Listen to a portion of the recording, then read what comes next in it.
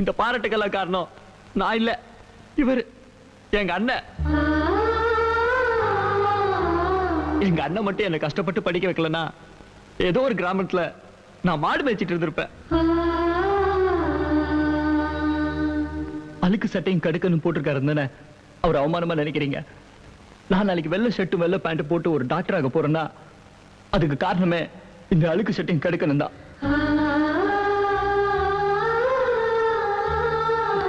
எனக்கு கிடைச்ச மாதிரி ஒரு தங்கமான அண்ணன் இவருக்கு கிடைக்கல. கிடைச்சிருந்தா இவர் எவ்வளவோ சாதனை பண்ணிருப்பார்.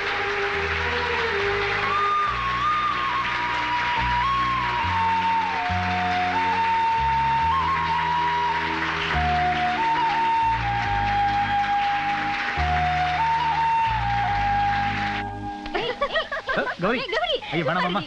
ட்ரெஸ் எல்லாம் நல்லா மாமி விளையாடாத.